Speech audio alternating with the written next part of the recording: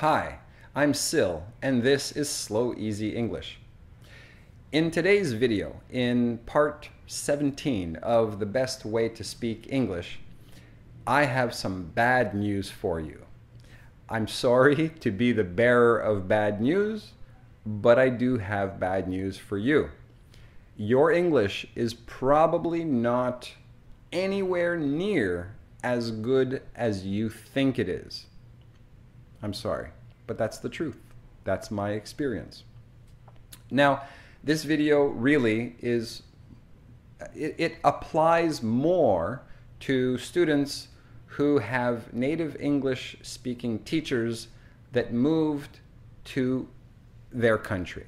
For example, I moved to Japan many, many years ago to teach English to Japanese students. And this is something I realized over time, that students believe their English is at a higher level than it really is. It's not really at this level, it's actually at this level.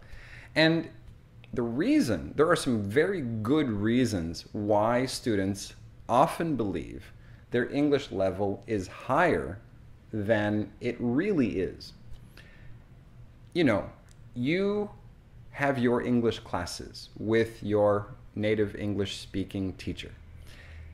And your teacher understands you very well.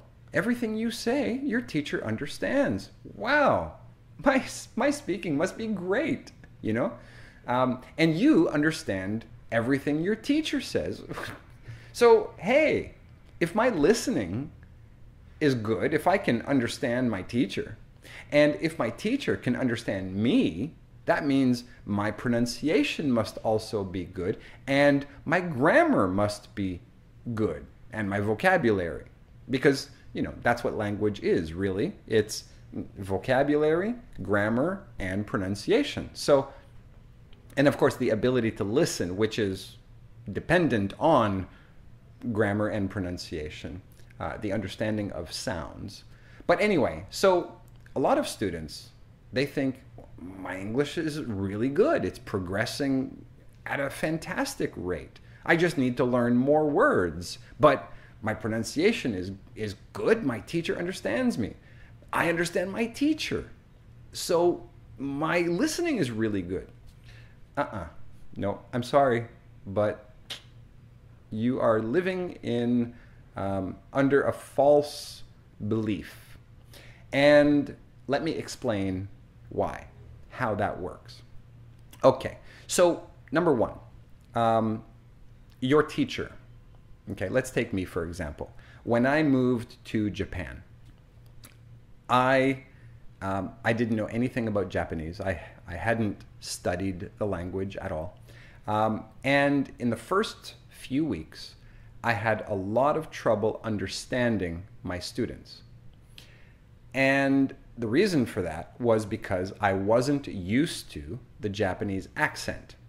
Okay. In fact, I have a funny story. I don't know if I told this story before, but anyway, I have a funny story. In my first week there, I was on lunch break and I was hungry and I wanted something fast to eat. So I was looking for McDonald's and I couldn't find one. So I asked someone, you know, there was a man walking by and I said, "Excuse me, can you tell me where McDonald's is, please?" And he looked at me, didn't understand anything I said. Okay, so I will simplify my sentence and I will simply say, "Excuse me, where is McDonald's?" Because, you know, most Japanese people, they understand really basic English because everyone has studied English in junior high school or high school and possibly university and even on TV and the radio, and a lot of people in Japan are studying English all the time. And so anyway, so I said, "Where is McDonald's?" And he still didn't understand me. He looked at me like, "Huh?" And I said, "McDonald's, you know, har, har, har, har." And he looked at me and he said, "McDonalds." And I said, "Maca what? What are you, what? McDonalds." No, no, no, no, no. McDonald's. McDonald's. No, McDonald's. I'm looking for McDonald's. Hamburger. Hamburger. So it was kind of a pretty funny. So anyway, he, a light bulb went off in his head, and he went, come with me. So I'm like, no, no, no, no, no, no. Like, I don't want to go with you. I want McDonald's. McDonald's. He said, come, come. Like, he doesn't understand me. I don't know where he's taking me, but I'll follow him because I don't know what else I can do. So I followed him. The entire time I'm thinking, God, what a waste of my lunch hour. He's going to take me to some strange restaurant that I don't understand the name. I can't pronounce it. And once I get there, I'll be nice. I'll say, thank you very much. And then he'll go away. And then I'll ask someone else for where McDonald's is. So after 4 or 5 minutes of walking, which was incredibly nice of this guy, he was probably on a short lunch break too. And he took the time, 5 minutes, to lead me through the corridors of this underground shopping complex. And finally, after 5 minutes of walking, boom, there it was, McDonald's, a real McDonald's. I'm like, how did that happen? This guy didn't understand me, and it was clear he didn't understand me because he kept repeating McDonald's, and at that time, I couldn't even pronounce what that was. Mac what? So anyway, the point of this was that I had no clue what he was saying. At that time, McDonald's was a very foreign word to me. It meant nothing. It was only a little while later that I understood, and once I learned how to say McDonald's with a Japanese accent, it's only then that I understood what that guy was saying back then on that day. Like, oh, that's what he was saying, McDonald's, and he was saying McDonald's. But of course, being Japanese, he had an accent. Well, it wasn't even really an accent. He was saying it the way it's pronounced in Japanese. It's not an accent at that point. He was pronouncing the word McDonald's as it's pronounced in Japanese, McDonald's. And so I didn't understand what he was saying. Okay, now, after a few weeks, once I lived there and I heard people speaking all the time, and my students every day, I got used to the accent. I got very familiar with how Japanese sounds, how the sounds work together, what sounds they can't pronounce and what sounds they can pronounce, and more importantly, the substitutions, okay, because there are certain sounds they can't pronounce, and so they substitute similar-ish sounds, and they use those sounds to pronounce words. So after I got used to this, then it became very easy for me to understand what they were saying. Escalator in Japanese is escareta, escareta. And, it might be somewhat similar. And for me, it's very similar now because I understand it so well. But, for a beginning teacher who is not used to the Japanese accent at all, and a student says escareta, I might go, what are you saying? So it happened quite a few times in the beginning where I had no idea what they were talking about. And sometimes they had to write the word down for me to go, oh, that's what you're saying. Okay, so the problem should be obvious now, which is this. When someone moves to Japan to teach English, they are not familiar with the Japanese accent. But after a short while, they do become familiar with the Japanese pronunciation system and the accent that is typical of Japanese students. So, after a few weeks, it was very easy for me to understand everything my student is saying, even though their pronunciation was way off. And if they went to the United States or Canada or Australia or anywhere else using that same pronunciation, a lot of people would be like, what? What did you say? So, as a teacher living in Japan, I knew what my students were saying because I understood how their sound system, pronunciation system works. And so the person speaking probably thought, wow, my pronunciation is great. He understands everything I'm saying. Well, yeah, I understand what you're saying because I'm used to your accent. But your accent and your pronunciation is not really all that great. And most normal people who are not used to your accent will have a lot of trouble understanding you. So that's one way in which your English is not as good as you think. Now, this also applies to grammar. Japanese has a very different grammar from English. And when they make, because I studied Japanese and I learned to speak it, I understand how their grammar works. And so when they make a mistake, a grammatical mistake that, you know, a typical Canadian might not understand, I do understand because I know how they're thinking. I understand what they're thinking in their heads. And so I can take what they say, kind of process it through my knowledge of Japanese, and then go, oh, okay, that's what you wanted to say. Now, here too, if your teacher accepts what you say and is familiar with your mistakes, the types of mistakes you make, then they'll understand what you say much better after they get used to it. But that's only after they get used to it.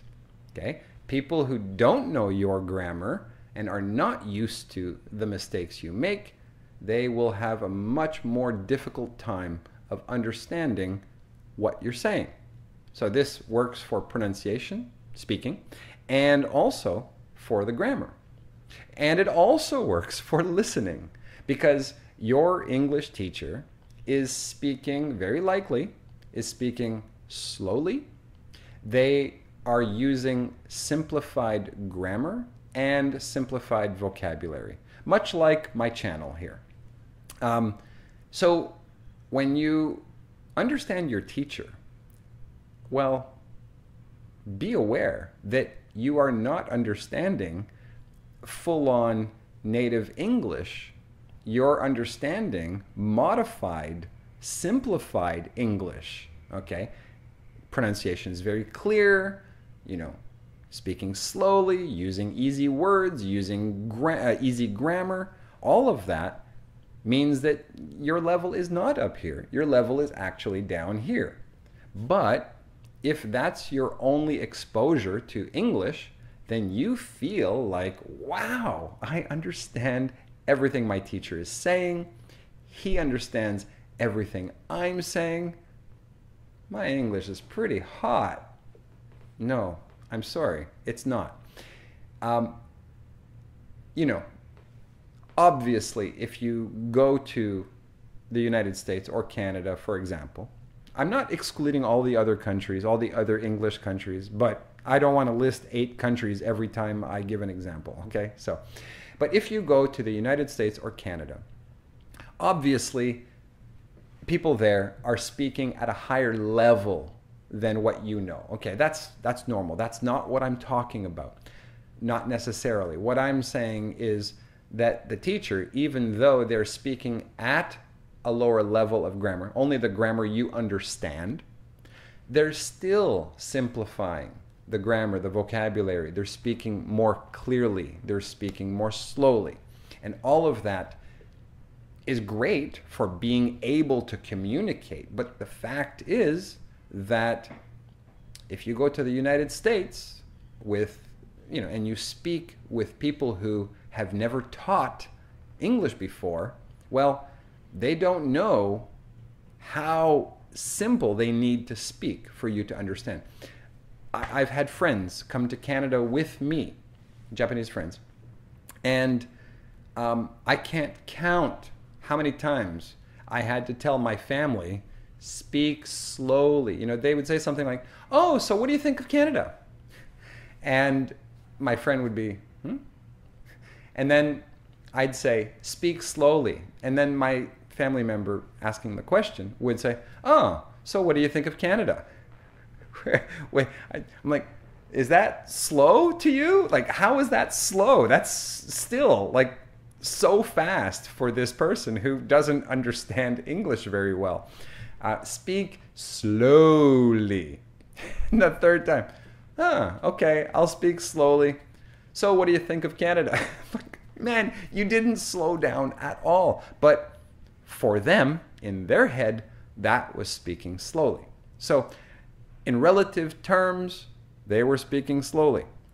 But for the Japanese person trying to understand, it was still way, way too fast.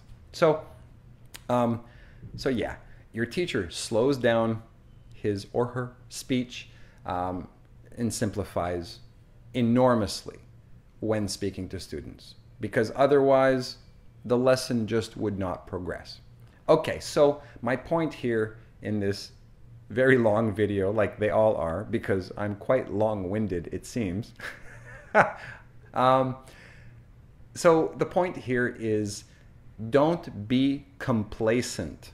Complacent means to kind of be happy with your level and to stop trying. Don't be complacent. Your English, I'm sorry to say, is probably not as good as you think it is, and you need to keep trying. Don't give up. Don't stop. Keep working at it. And you might even want to ask your teacher to step things up a bit. Go a little faster. Speak a little bit more like native English speakers do. We don't say little, we say little. That's how we speak. So if somebody says a little bit, well, they're British, maybe. I think a little bit. I can't do a British accent. But I think in British English, the little, the T in little is pronounced a little differently. They don't use a flap like we do in Canada and in the US. But anyway, I'm not an expert on British English. I'm only an expert on North American English. And so, if you hear someone from the United States say little, then they're not pronouncing it normally. Maybe they are saying it to be funny, or maybe they are saying it to be extra clear. So if your teacher is saying words like little as little, then that is proof that they are really simplifying things for you. That's almost too much, in my opinion, but sometimes it's necessary. So yeah, anyway, that's my video. I hope that I haven't, popped your bubble too badly, or popped your balloon too badly. I hope that instead of being discouraged, you take this and you become encouraged to increase your efforts in, speaking and listening and all that. Don't be complacent. Ask your teacher to step it up a little bit. If you find that your listening is really, really hot, or that they understand everything you say, then, ask your teacher to pay more attention and to not simplify things quite as much, and also maybe to not let you get away with the mistakes so easily. Maybe the teacher should be a little bit more strict in correcting your mistakes.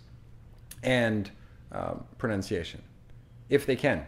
Not many teachers can teach pronunciation, actually, at least not the ones I've seen. And it's not to put them down. You know, they're very nice people. They just haven't had the training and they don't know how it works. Ideally, you would find a teacher that is able to teach pronunciation as well, because otherwise you'll be mispronouncing words for a very, very long time if you are, if you need to learn to pronounce simply by your own experience and practice, because there are sounds you just can't hear. So anyway, I'm done my point. I don't want to go on a tangent here too much. That's the video. Thank you for watching, and I will see you in the next video. Bye.